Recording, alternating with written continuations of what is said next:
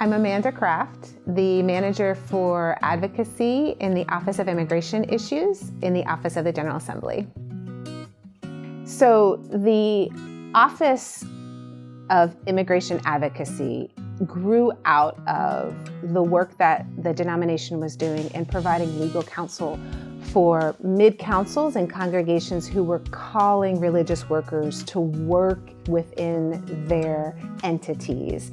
And as that work happened, the realization and understanding happened, there are people in our communities, in our congregations, and loved ones who also need access to statuses. And that really started to click for lots of people within the denomination. And this office was created to really walk alongside groups of individuals who don't have access to protections, to really advocate alongside with them and on behalf of the church and its policy to really help influence federal policy changes that help lighten the burden on our immigrant, refugee, and asylee neighbors. It is challenging work. We have centuries of policy in the United States that narrowly define who has access to citizenship rights in this country. And the Presbyterian Church in her antecedents has worked really, really hard to challenge those assumptions and those social norms that become institutionalized within policy. And so what's really enjoyable about this work is, one, I have all of this policy from the Peace USA from the 1800s that supports that work. But I also have this really strong intention of being present in communities that are really clamoring for change.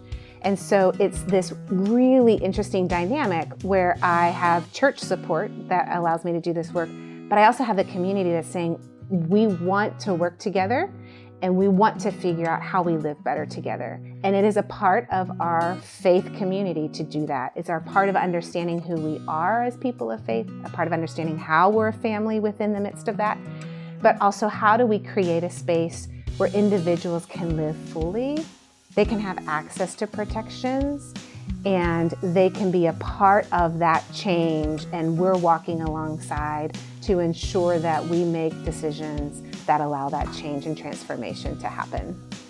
I think anytime we're encouraged to see the world in a transformed way, an opportunity to see the kingdom lived out fully, that's ministry. When we're walking with people who are vulnerable, when we're asked to be present in those spaces, when we're asked to actually change and imagine something different, that's God inviting us into something new, into that creative process that God consistently wants us to be a part of.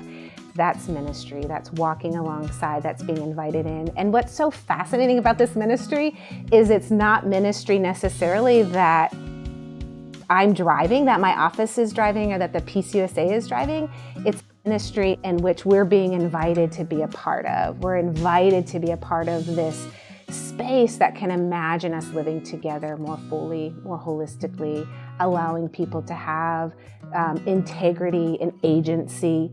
And that ministry we get to be a part of.